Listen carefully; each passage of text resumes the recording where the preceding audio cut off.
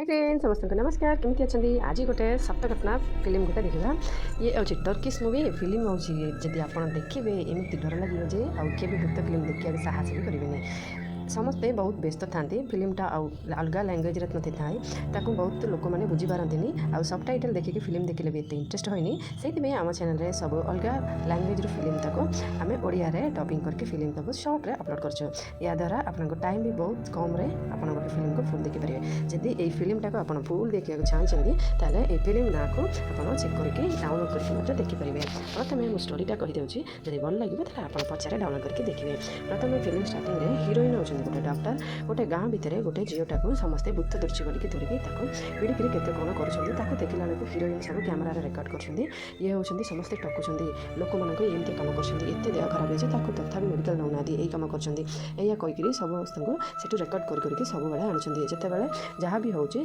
जो भूत को दौड़ाती से होती ओजा बोली कहुए आम भी ओजा बोली कह ओजा जिते गोटे रूम को स्क्रीन पकईकि भितर जाए से भूत को सेठू बाहर कले भूत जिते बाहर की गला पार्टी केते कौन बाहर सब काढ़ी कैमेरा देखले तथा से हिरोइन जमार विश्वास कले कहले ये सब मिछ कथा तुम भितर को जाइए तुम पकेट भी तो किसी काढ़ी आमको देखा देव कहीं स्क्रीन पकईकि कर कि एमती कहीकि विश्वास जमार कले या देखो एमती लोक मानक ठकुंट एमती करके आमको हिरोइन सबुआड़े देखिए तापर दिन कहीं एमती टक कम सब करमती कहीकि हिरोइन पचारिया से ओजा बाबू गला ओजा कहले मुझे टखिनी मुझे सत कथा कही से झील देहरे गोटे जीन थी से जीन को मुझे बाहर कर या कहला बेलू हिरोइन हसिकी कहला ताले मो सांग भी गोटे अच्छी कोबरा ताना ताकू भी एमती गोटे प्रोब्लेम अच्छी किंतु से कौन हम कहीं जानीपारना समस्ते कहते एमती किसी प्रोब्लेम बोली चलतु जब तुम ठीक करदेव तो मुझे जानी जे तुम अच्छे सप्ताह गोटे ओजा बोली चलतु मुझे तो ये सब विश्वास ना एमती कहीकि डाकिला बेलू सेठू सी ओजा भी केते कौन प्रमाण करता है भूत जीन ये सब अच्छी मुझे दौड़ाए या कहीकि किंतु हिरोइन केवे विश्वास ही मनुष्य कले तापर चलो एवं आम जा गोबरा घर को एमती कहीकि से गोबरा वाली गोटे झील अच्छी हिरोइन बहुत भल सांग गाँव मजे से अच्छे देखा गोटे कार दीज जाता सेमती गला बेलू बाटे मुस्लिम मैंने बहुत टाइम से ठीक टाइम जमती प्रेयर मैंने नमाज एमती करती से टाइम हो गला बेली सेठू बाटर गोटे कार रखिक से नमाज करने को आरंभ कले तक से जिते नमाज करते से हिरोइन बोधे से ठिया होती से जगार खाली किसी विचित्र विचित्र जिन सब जाए आसी था सब देखिक हिरोइन डरी मत जाती तथापि ओजा कहले मुझे प्रेयरटा करके आसे आम जा एमती कहला बेलू से कौन गोटे दौड़ी जोर कि जाए हिरोइन बहुत कष्ट से डरी डरिक ठिया होती से ओजा जाकर प्रेयर को जिते फुल प्रेयर सारिक आइले तापर से कार पुणी बाहर ये कहले कौन ये होमती कहीं हो ये सब कौन एमती पचार था तथापि से ओजा कहले ये बहुत भूत आउ जीन सब अच्छे चलो आम जल्दी पलैबा एमती कहीकि नमाज को सही फुल नमाज करके सरी सारापर चलिए से गला बेलू बाटर देखुता बहुत बड़ गुफा गंडे थाए से गुफा भितर बचे एमती अमानुष जिन सब देखा जाए सब देखी चलो ये गोटे जीन को किए गोटे पूजा कर कौन बोलिक आम पचार देखा चलो प्रथम आम कुबरा ठीक करके देखा एमती कहले देखला बेलू से बहुत हाड़ या सब बंधाबंधी करके छेली सब बांधिक रखी था हाड़ गोटे राउंड करके 7175 एमती गोटे नंबर लगी था ये 7175 अर्थ कौन बोली से जानते तापर से बाटे बहुत समय पर चलला से गुबरा गाँव को पलि आसिले से गाँव को आसला ही से झील को देखा घर को प्रथम जिते एंट्री कले से बाहर सब बहुत ही अमानुष जिन सब देखा जाता है से जिते गुबरा घर को हिरोइन नहीं गला बेलू से बाटर खाली लोक मैंने सब खाली अनौ था से पीसी गोटे था से पीसी कहले कहीं या सब आम घर को आणुचु ओझा लोक एमती कहला बेलू से गुबरार माँ कहले कहीं तुम चित्र कौन था मो झील तो भल है तुम कहीं कथार मुंड पुराच तुम कम तुम कर एमती कहीदे तापर गुबरार पीसी आ माँ समस्त चुपकिन रही हिरोइन मजे सब रूम में गोटे गोटे कैमेरा लगे आरंभ कले कहीं ये सब जहाँ हो सत कि मिछ से जाना चाहूले सब बड़े गोटे गोटे कैमेरा लगे सारिक समस्ते खाऊता से गुबरार स्टोरी को पचारे से से आरंभ कले कौन होता गुबरार बाहर सब जिन सजाड़ी बाहर आरंभ कला टाइम ठीक गुबरा सेठू तार गोटे रूम को गला से तार बेडरूम तार रूम को जाकर बाहर को आइला बेलू से किसी विचित्र विचित्र जिन करता है आ गोटे छुरी नहीं से जहाँ बाहर बाहर था बहुत जोर से हत्या करके मारिदेला मारी सारापर से बाहर बंद होगा तापर तार चेतक भी कम करे सब खाली विचित्र होकर करे या सब देखी से मैंने बहुत हैरान हो गले से जिते ओझा देखिले से जानीदे जे या देहर गोटे जीन अच्छी चलो से जीन को बाहर करवा या कहीकि से कर्म आरंभ करने लगे जिते सेठू सब जो रूम होता से रूम को आमको देखा ଏମିତି କହିକି ସେ ରୁମ୍ ସବୁଆଡ଼େ ଦେଖିଦେଇକିରି ତାପରେ ବାହାରେ ଯେତେକ ଜାଗା ବି ଅଛି ସେଇଠି ଦେଖିଲା ବେଳକୁ ସେଇଠି ଝରକା ପାଖରେ ହିଁ ଗୋଟେ ଝିଅଟି ଠିଆ ହେଇଥାଏ। ତାକୁ ଦେଖିଦେଇକିରି ଆଇଲେ ସେଇ ହେଉଛି ଗୋବ୍ରା। ଏତେବେଳେ ଯାଏଁ ଗୋବ୍ରା ବୋଲି କହୁଥିଲେ କିନ୍ତୁ ତାକୁ ଦେଖେଇ ନଥିଲେ ଏଇ ହେଉଛି ଗୋବ୍ରା। ତାକୁ ଗୋଟେ ରୁମ୍ରେ ରଖିଥିଲେ। ତା ପାଖରେ ଆସିକି ସମସ୍ତେ କଥାବାର୍ତ୍ତା କଲାବେଳକୁ ସେ ବି ବହୁତ ସାମାନ୍ୟରେ କଥାବାର୍ତ୍ତା ହେଲା ଭଳିଆ ହେଉଛି, କିନ୍ତୁ ତାକୁ କେତେବେଳେ ସେ ଜିନ୍ ଆସିକିରି ତା ଦେହକୁ ଅପହରଣ କରିଦେଉଛି, ସେ ଜାଣିପାରୁନି। ତାପରେ ତାକୁ ପଚାରିଲେ ତୁ କିଛି ମନ ଅଛି କ'ଣ ହେଇଥିଲା ସେତେବେଳେ, ତୁ ବାହାଘର ପୂର୍ବରୁ କ'ଣ ହେଇଥିଲା, ତୁ କ'ଣ ଦେଖିଥିଲୁ, ତାପରେ ଏମିତି କାହିଁ ହଠାତ୍ ହେଲା, ଏସବୁ ପଚାରିଲା ବେଳେ ସେ କହିଲା ମୋର କିଛି ବି ମନେ ନାହିଁ, ମୁଁ ଖାଲି ମୋ ରୁମ୍କୁ ଯାଇଥିଲି ତାପରେ ଏସବୁ ହେଇଗଲା ଏମିତି କହିଲା। ତାପରେ ମୁଁ କିଛି ବି ଜାଣିପାରୁନି ବହୁତ ଦିନ ପର୍ଯ୍ୟନ୍ତ ଏମିତି କହିଲା। ତାପରେ ଯେଉଁ ଡ୍ରେସ୍ରେ ସେ ବାହାଘର ହେଇଥିଲା ତା ଫଟୋ, ଯେଉଁ ଚୁରିରେ ସେ ମାରିଥିଲା ତାକୁ ସବୁ ସେଇମାନେ ସଜାଡ଼ିକି ରଖିଥାନ୍ତି, ତାକୁ ସବୁ ସେ ଓଜାକୁ ଦେଖାଉଥାନ୍ତି, ଦେଖେଇ ଦେଇକି ତାକୁ ପୁଣି ବନ୍ଦ କରିକି ସେ ଗୋଟେ ରୁମ୍ରେ ରଖିଦିଅନ୍ତି। ତାପରେ ସମସ୍ତେ କଥାବାର୍ତ୍ତା ହେଲେ। ସେଇ ଟାଇମ୍ରେ ମଧ୍ୟ ତା ମାଆ ସେଇଠି ବେହୋସ ହେଇଗଲେ। ତାପରେ ଡାକ୍ତର ତ ହିରୋଇନ୍, ସେଥିପାଇଁ ତାଙ୍କ ମାଆକୁ ପଛେ ବ୍ଲଡ଼ ପ୍ରେସର ଚେକ୍ କଲେ। ତାପରେ ସବୁବେଳେ ଯେତେବେଳେ ଜିନ୍ର ଆକ୍ରମଣ ହେଇଛି ଏଠି ଗୋଟେ ଆଖିଆ ଜିନିଷ କିଛି ବି ଏ ଘରେ ଯେମିତି ନ ରହିବ, ଯେମିତି ଦେଖିବାକୁ ଗୋଟେ ଆଖି ଖାଲି ଥିଲା ଭଳିଆ ଦେଖାଦେବ, ସେମିତିଆ ଜିନିଷ କିଛି ରହିବନି କହିକିରି ଗୋଟେ ଜିନିଷ କରିକି ସବୁ କାଢ଼ିକି ବାହାରେ ପକାଇଦେଲେ। ସେ ଝିଅକୁ ପଚାରିଲା, ସେ କହିଲେ ମୁଁ ସ୍ୱପ୍ନରେ ଗୋଟେ ଆଖିଆ ଲୋକକୁ ଦେଖିଥିଲି, ସେ କେମିତି ମଣିଷ ଭଳିଆ ନ ଛୋଟ ପିଲା ଭଳିଆ, କିନ୍ତୁ ତାର ଗୋଟିଏ ଆଖି ମୁଣ୍ଡରେ ଥାଏ ଏମିତି କହିକି କହିଲା ବେଳକୁ ସେଠି ଆରମ୍ଭ କଲାବେଳକୁ ପ୍ରେୟର କରିକି ତା ହାତକୁ ଟିକେ ପାଣି ଦେଇକି ନମାଜ ପଢ଼ିବାକୁ ଆରମ୍ଭ କଲେ। ଯେମିତି ସେ ଜିନ୍ ପଳେଇ ଆଇଲେ। ଜିନ୍ ଯେତେ କବି ତାକୁ ଟର୍ଚର କରୁଛି ଏତେ ଦିନ ତାକୁ ସବୁ ତାକୁ ଦେଖାଇଲା। ଦେଖନ୍ତୁ ଝିଅଟାକୁ ବସେଇକି ଗୋଟେ କଳା କଲର କପଡ଼ା ତା ଉପରେ ପକାଇକି ତା ଭିତରେ ଇଏ ଓଜା ହେଉଛନ୍ତି ହାତ ପୁରେଇକିରି ଜିନ୍କୁ କ'ଣ ଗୋଟେ ପଚାରିଲେ। ସେଥିରୁ ସେ ଜିନ୍ ତା ହାତରେ କ'ଣ ଗୋଟେ ଲେଖିଥିଲା, ସେଇଠି ଗୋଟେ ପୁରାଣ ଥିଲେ, ତାକୁ ସାଙ୍ଗେ ସାଙ୍ଗେ ଏଇଟା କ'ଣ ଲେଖା ହେଇଛି ଏମିତି ଦେଖିଲା ବେଳକୁ ସେଥିରେ ମିରର ବୋଲି ଲେଖା ହେଇଥିଲା। ମିରର ମାନେ ସେ ଜିନ୍କୁ ମେସେଜ୍ କରିବା ପାଇଁ ଆମକୁ ମିରର ପୂଜା ଦରକାର ଏଇଆ କହିକିରି ସେଠୁ ଆରମ୍ଭ କଲେ ମିରର ପୂଜା କେମିତି ହେବ ଏଥିରୁ। କିନ୍ତୁ ପୂଜାକୁ ହିରୋଇନ୍ ଦେଖିକିରି ଚାଲ ଆମେ ପଳେଇବା, ସେ ଝିଅକୁ ପ୍ରଥମେ ଆମେ ମେଡ଼ିକାଲରେ ଆଡ଼ମିଟ୍ କରିବା, ତା ଦେହଟା ବହୁତ ସିରିୟସ୍ ଅଛି ଏମିତି ଡାକିଲେ। କିନ୍ତୁ ସେ ପୂଜା କହିଲେ ନା, ତା ଦେହରେ ଜିନ୍ ଅଛି, ସେ ଜିନ୍କୁ ଯେପର୍ଯ୍ୟନ୍ତ ଆମେ ତା ଦେହରୁ ବାହାର ନ କରିଦେଇଛୁ ସେ ସେମିତି ହେବ ଏମିତି କହିଲା ବେଳକୁ ପୁଣି ଆଉ ଟିକେ ପରେ ସେ ଘରେ ସାରା ଖାଲି ଅମାନ୍ୟ ଜିନିଷ ସବୁ କରିଥାନ୍ତି। ସେଥିରୁ ସେ ଝିଅ ଆସିକି ମିରର ପାଖରେ ଠିଆ ହେଲା, କିନ୍ତୁ ସେ ଝିଅ ଛାଡ଼ିକି ପଳେଇଲା। ସେ ମିରରରେ ଥିବା ଜିନ୍ ସେମିତି ଦେଖାଯାଉଥାଏ। ତା ଭଉଣୀ ଆଉ ତା ବୋଉ ଯେଉଁଠି ଶୋଇଥାନ୍ତି ସେ ଘରେ ଯାଇକରି ତାଙ୍କୁ ଖାଲି ଅନେଇଥାଏ। ଏମିତି ସବୁବେଳେ ଖାଲି ରୁମ୍ରେ ଚାଲୁଥାଏ, ଆଡ଼େ ସାଡ଼େ ଯାଇକରି ସମସ୍ତଙ୍କୁ ଡରାଉଥାଏ। ତାପରେ ସେଠୁ ସମସ୍ତେ ଚାଲ ଏବେ ଆମେ ସେ ମିରରରୁ ଗୋଟେ ପୂଜା ଆରମ୍ଭ କରିବା ଏଇଆ କହିକିରି ସମସ୍ତେ ଖାଇଲା ବେଳକୁ ସେଠି ହିରୋଇନ୍ ପାଟିରୁ କ'ଣ ଗୋଟେ ବାହାରିଥିଲା। ତାକୁ ଦେଖିଦେଇକିରି ତୁମର କ'ଣ ହେଇଛି ଏମିତି ଦେଖିଲା ବେଳେ ସେ କହିଲେ ନାଇଁ ମୁଁ ରାତିରେ ଟିକେ ଶୋଇପାରିଲିନି ତ ସେଥିପାଇଁ ଏମିତି ହେଇଛି ଏମିତି ହିରୋଇନ୍ କହିଲେ। ତାପରେ ସମସ୍ତେ ମିଶିକିରି ଗୋଟେ ରୁମ୍କୁ ଯାଇକରି ସେଠି ମିରର ସବୁ ରଖିକିରି ସେଠାଠୁ ପୂଜା କରିବାକୁ ଆରମ୍ଭ କଲେ। ସେତେବେଳେ ସେମିତି ବହୁତ ଜୋରରେ ସେଠାଠୁ ପୁଣି ସେ ଜିନ୍ ଆସିବାକୁ ଆରମ୍ଭ କଲା। ସେଠୁ ବହୁତ ଜୋରରେ ଆସିକି ସେଠି ଯେତେକ ବି ମିରର ଥିଲା ସେ ସବୁତକ ମିରରକୁ ସେମିତି ଭାଙ୍ଗି ଦେଇକିରି ସେଠୁ ଜୋର ସେ ବାହାରିବାକୁ ଗଲା। ସେତେବେଳେ ହିରୋଇନ୍ କହିଲା ତମେ ଯାହା ଭିତରେ ଯାଇକରି କିଛି ଚିଟିଂ ବି କରିପାରିବ, ସେଥିପାଇଁ ନିଅ କ୍ୟାମେରା ନେଇକି ଯାଅ ଏମିତି କହିଲା ବେଳକୁ ସେ ଓଝା ବି କ୍ୟାମେରା ନେଇକି ଭିତରେ ଯାଇକି ମନ୍ତ୍ର ପଡ଼ିଲା ବେଳକୁ ଏମିତି ମିରର ସବୁ ଭାଙ୍ଗିକିରି ସବୁବେଳେ ଧୂର୍ଜା ଆସିକିରି ସବୁ ଦୁଷ୍ଟ କରୁଥିଲା। ସେଇଠି ପୁଣି ଗୋଟେ ଚିହ୍ନ ଜାଡ଼ିକି ଯାଇଥିଲା, ସେଇ ଚିହ୍ନରେ ଲେଖା ହେଇଥିଲା ବାଥରୁମ୍ ମାନେ ପାଖରେ ଥିବା କେଉଁ ବାଥରୁମ୍ରେ ଏମିତି କ'ଣ ଗୋଟେ ଅଛି ବୋଲି ସେଠି ଚିହ୍ନରେ ଲେଖା ହେଇଛି, ଖାଲି ବାଥରୁମ୍ ଲେଖା ହେଇଥିଲା। ସେଥିରୁ ସମସ୍ତେ ପଚାରିଲେ ଯେଉଁଟା ବାଥରୁମ୍ ଅଛି କି, ସେଥିରୁ ସମସ୍ତେ କହିଲେ ହଁ ଏଇଠି ପାଖରେ ଅଛି। ସେଠାଠୁ ଯାଇକରି ଜଲ୍ଦି ସେ ଓଝା ସେଟା ଜାଗାରେ ଖୋଳିବାକୁ ଆରମ୍ଭ କଲା। ସେଠି ଖୋଳିଲା ବେଳକୁ ଜଣାପଡ଼ିଲା ବହୁତ ଗୁଡ଼ିଏ ହାଡ଼ ୟାକୁ ସବୁ ଥିଲା, ଆଉ ଗୋଟେ ଖଣ୍ଡେଇ ପୋଛି ଥିଲା, ସେ କୁବୁରା ଭଳିଆ ଦେଖାଯାଉଥିଲା। ତାକୁ ସବୁ ବାହାରେ ପକାଇଲେ, ସମସ୍ତେ ଖାଲି ବାନ୍ତି କରିକି ଜୋର କାନ୍ଦିଲେ, ବହୁତ ଗନ୍ଧ ହେଉଥିଲା। ସେଠୁ ତାଙ୍କ ପିଇସି ଆଉ ମାଆ ଦୁଇ ଜଣଙ୍କୁ କଳିକି ଲାଗିଗଲା, ତୁ ଏସବୁ କରିଛୁ ଏଇଆ କହିକି ତାଙ୍କ ପିଇସିକି ପଚାରିଲେ। ଏମିତି ହେଇ ଘରେ ସମସ୍ତେ ଖାଇକିରି ଚାଲିଥିଲା ବେଳକୁ ସେଠି ଗୋଡ଼ କୁକୁଡ଼ା ଆସିଲା, ତା ଦେହ ପୁଣି ଆହୁରି ସେ ଜିନ୍ ଆସିକି ପଶିଗଲେ। ସେ ବହୁତ ହି କଷ୍ଟ ପାଉଥିଲା।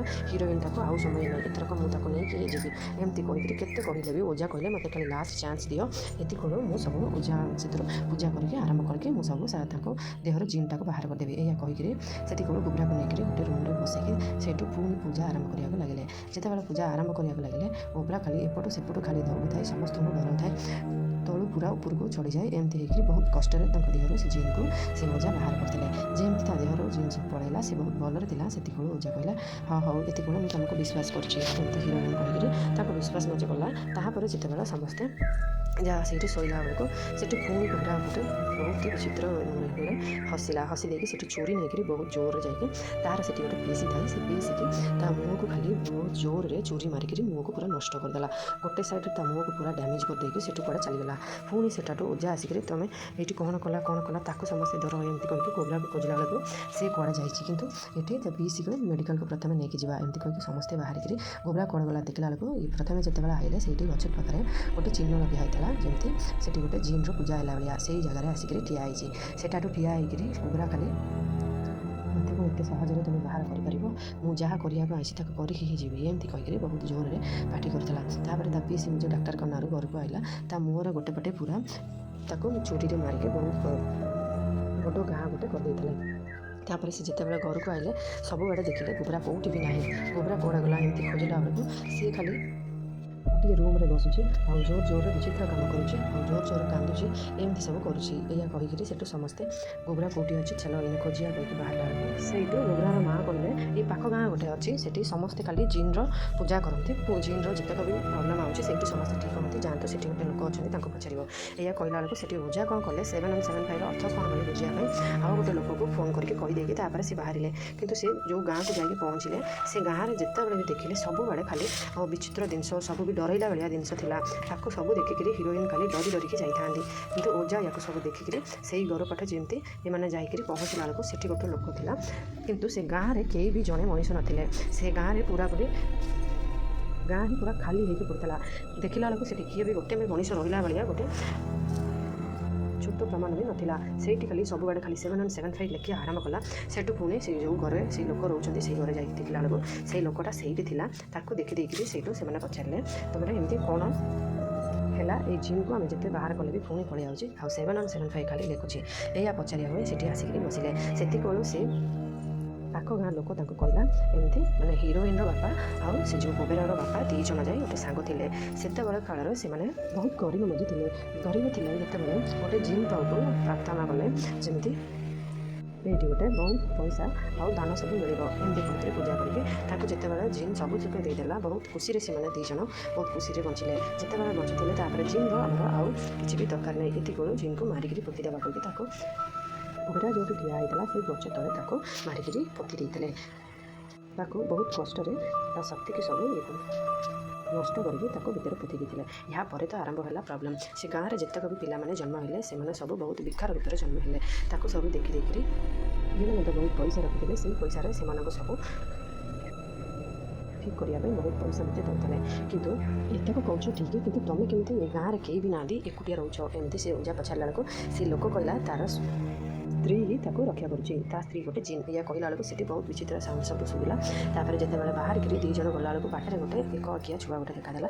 ସେଇଠୁ ପୁଣି 2 ଜଣ ବହୁତ ଜୋରରେ ପୁରାଣ ପଡ଼ି ପଡ଼ିକିରି ସେଇଠୁ କାରରେ ବସିକିରି ଚାଲାଣ ପଳେଇବା କହିକିରି ଦୌଡ଼ିକିରି ବହୁତ ଜୋରରେ ଗଲାବେଳକୁ ସେଇ ଗଛ ପାଖରେ ଆସିକିରି ଏମାନେ ଗୋଟେ ଏଇଠି ଗୋଟେ ଭୁଲ କରିବାକୁ ଗଲେ। ଏଇ ଯେଉଁ ପୋତା ହେଇଥିଲା ଜିନ୍ର ସବୁ ହାଡ଼ ତାର ଦେହ ସବୁ ତାକୁ ସେଠାଠୁ କାଢ଼ିକିରି ଆଉ ଗୋଟେ ପୋତି ଦେଲା। ଇଏ ପ୍ରୋବ୍ଲେମ୍ ସବୁ ସେ ପ୍ରୋବ୍ଲେମ୍ ଠିକ୍ ହେଇଯିବ ଏମିତି କହିକି ତାକୁ କାଢ଼ିକିରି ଆଉ ଗୋଟେ ଜାଗାରେ ମୋତେ ପୋତି ଦେଲେ। ପୋତି ଦେଇକି ଯେତେବେଳେ ଘରକୁ ଆଇଲେ ତାପରେ ଦେଖାଗଲା ଏଇଠି ଗୋଟେ ଟ୍ୱିଷ୍ଟ ରହିଲା।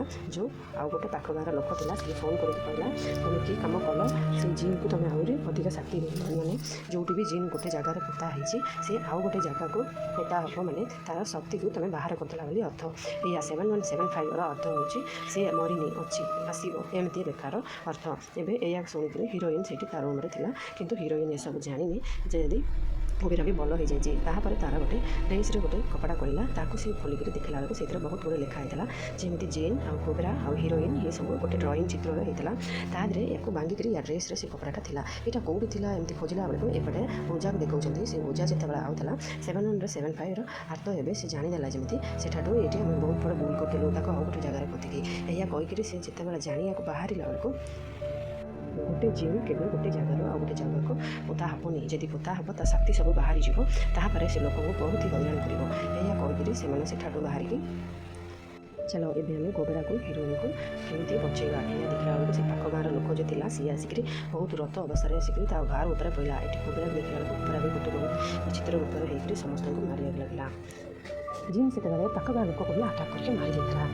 ସେ ଜିନ୍ ମଜେ ତାକୁ ରକ୍ଷା କରିପାରିଲାନି, ତା ସ୍ତ୍ରୀ ହିଁ ଗୋଟେ ଜିନ୍ କିନ୍ତୁ ତାକୁ ରକ୍ଷା କରିଲାନି। ତାପରେ ଯେତେବେଳେ ତା ପିଇସିକି ମଜେ ଗୋଟେ ସାପ ଗୋଡ଼େଇକିରି ମାରି ଦେଇଥିଲା। ତାପରେ ସମସ୍ତେ ଓଜା ସାଙ୍ଗରେ ମିଶିକିରି ତାଙ୍କ ଘରେ ଯେତେବେଳେ ଆସିକି ଦେଖିଲା କ'ଣ ହେଉଛି ଗୋବେରାର ଓହ୍ଲେଇ ଦେଖିଲା ବେଳକୁ ତା ପିଇସି ଯେମିତି ରକ୍ତ ଇଏରେ ଗୋଟେ ସାପ ଗୋଡ଼େଇ ହେଇକି ମରିଯାଇଛି। ତାପରେ ସେଠି ଗୋବେରା ଆଟାକ୍ କରିବାକୁ ଲାଗିଲା। ସେଇଠୁ 2 ଜଣ ହିରୋଇନ୍ ଆଉ ଓଜା ଆଇଲା ବେଳକୁ ଗୋବେରାର ମା ଆଉ ଭଉଣୀ ତାଙ୍କ ଉପରେ ଗୋଟେ ବଡ଼ ପଥର ପକାଇଦେଲେ, ତାଙ୍କୁ ତଳକୁ ମଧ୍ୟ ଗୋଟେ ଗୁମ୍ଫା ଭିତରକୁ ଠେଲିଦେଲେ। ଏଇଠି ରହିଲା ଟ୍ୱିଷ୍ଟ। ଏଇ ଟ୍ୱିଷ୍ଟଟା କ'ଣ ମାନେ ତା ମାଆ ଆଉ ତା ଭଉଣୀ 2 ଜଣ କହିଲେ ଏଇ ଶ୍ରାପ ଦେହ ଆମ 2 ଜଣ ପରିବାରକୁ ଥିଲା, କିନ୍ତୁ ତୁ ତୋ ବାପାଙ୍କ ସାଙ୍ଗରେ ବାହାରକୁ ପଳାଇଲୁ, କିନ୍ତୁ ମୋ ଝିଅ ଆଜି ପର୍ଯ୍ୟନ୍ତ ହେଲେ ସେଇ ଟର୍ଚର ସବୁ ଅନୁଭବ କରୁଛି, ସେଥିପାଇଁ ତତେ ବି ମୁଁ ମାରିଦେବି କହିକିରି ତାକୁ ଗୋଟେ ନଦୀ ଭିତରେ ପୁରେଇକିରି ଗୋଟେ ସାପ ମଝି ଛାଡ଼ିଦେଲେ। ଏମିତି ସେଠୁ ହିରୋଇନ୍ ମରିଗଲା। ଓଜାକୁ ଯେତେବେଳେ ସେ ଗୁମ୍ଫା ଭିତରୁ ବାହାର କଲେ ସେଠୁ ସେ ମଧ୍ୟ କୋମାକୁ ପଳେଇଥିଲେ। ଏମିତି ହେଇକିରି ଏ ଘଟଣାଟା ରହିଲା। ମାନେ ସତ ଘଟଣା ହେଉଛି ସେ 2 ଜଣ ଯାଇ ସାଙ୍ଗ ଥିଲେ, କିନ୍ତୁ ପଇସା ସମସ୍ତେ ପଛକୁ ସେ ଗୋଟେ ଝିଅ ଆଉ ବାପା ଏଇଠି ଶଙ୍ଖ ପରିବାର ସୁଦ୍ଧା ରହିଲେ। ଯେଉଁ ବାପା ଝିଅକୁ ନେଇକି ବାହାରକୁ ପଳେଇଥିଲେ ସେଇ ଯେତେବେଳେ ସେ ଝିଅକୁ ଏଠିକି ଆସିକିରି ଏମିତି ହିଁ ସେ ଜିନ୍ ସମସ୍ତଙ୍କୁ ମାରିଲା। ଏମିତି କହିକି ଏ ଘଟଣାଟା ସରିଲା। ଏଇଟା ଗୋଟେ ବହୁତ ବଡ଼ ଘଟଣା ହେଇଥିଲା, ସତରେ ବି ହେଇଥିଲା ବୋଲି ନ୍ୟୁଜ୍ ପେପରରେ ଏସବୁ ନ୍ୟୁଜ୍ ମଧ୍ୟ ଆସିଥିଲା। ଏଇଟା ଗୋଟେ ସତ ଘଟଣାକୁ ବେସ୍ କରିକି ନେଇଥିବା ଯୋଉ କିସ୍ ମୁଭି। ଏ ଫିଲ୍ମକୁ ଯଦି ମୁଁ କହିଲା ବେଳେ ଆପଣଙ୍କୁ କିଛି ବି ଡର ଲାଗୁନି ତାହେଲେ ଏ ଫିଲ୍ମଟା ଦେଖିବାକୁ ଚାହୁଁଛନ୍ତି, ଏ ଫିଲ୍ମର ନାଁ ମଧ୍ୟ ମୁଁ ଏଇଠି ଫିଲ୍ମର ନାଁ ମେନସନ୍ କରୁଛି। ପ୍ରଥମରେ ଆପଣ ଯେତେବେଳେ ଫିଲ୍ମ ଆରମ୍ଭ କରିଥିବେ ସେଇଠି ଫିଲ୍ମର ନାଁ ଅଛି ସିନ୍ ହଟ୍ ମସି। ଏଇ ଫିଲ୍ମକୁ ଆପଣ ଡାଉନଲୋଡ଼ କରିକି ମଧ୍ୟ ଦେଖିପାରିବେ। ୟା ଅର୍ଥଟା ଏଇଆ ଥିଲା, ମୁଁ କହିଦେଲି। ଆପଣ ଫିଲ୍ମକୁ ଗୋଟେ ବେଳେ ବସିକିରି ଏକୁଟିଆ ଦେଖନ୍ତୁ, ତାପରେ ଡର ଲାଗିଲା କି ନାହିଁ ନିଶ୍ଚୟ କମେଣ୍ଟରେ ଜଣାଇବେ। ଲାଙ୍ଗୁଏଜ୍ ବୁଝିପାରିବେନି ବୋଲି ମୁଁ ଏଇଠି ଆପଣଙ୍କୁ ସେ ଫିଲ୍ମର ଫୁଲ୍ ଏକ୍ସପ୍ଲେନେସନ୍ ଦେଇଦେଇଛି। ଯଦି ଡର ଲାଗୁନି ତାହେଲେ ଡାଉନଲୋଡ଼ କରିକି ଦେଖନ୍ତୁ, ତାପରେ କମେଣ୍ଟରେ କୁହନ୍ତୁ। ଫିଲ୍ମକୁ ଯେତେବେଳେ ଦେଖିବ ତା ସାଉଣ୍ଡସ୍ ଏଫେକ୍ଟସ୍ ଗୁଡ଼ାକ ଆମକୁ ଏମିତି ଡର ଲାଗିବ ଯେ ମୁଁ କେତେଥର ଏ ଫିଲ୍ମ ଦେଖିକି ଡରିଯାଇଛି। ଆପଣ କେତେ ଡରିଲେ କି ନାହିଁ ନିଶ୍ଚୟ କମେଣ୍ଟରେ ଜଣାଇବେ। ଭିଡ଼ିଓ ଭଲ ଲାଗିଥିଲେ ଲାଇକ୍ କରି, ସେୟାର କରି, ସବସ୍କ୍ରାଇବ୍ କରନ୍ତୁ। ଆମ ଚ୍ୟାନେଲକୁ ସପୋର୍ଟ କରନ୍ତୁ। ଆଉ ଗୋଟେ ନୂଆ ଫିଲ୍ମକୁ ଦେଖା ହେବା। ଧନ୍ୟବାଦ।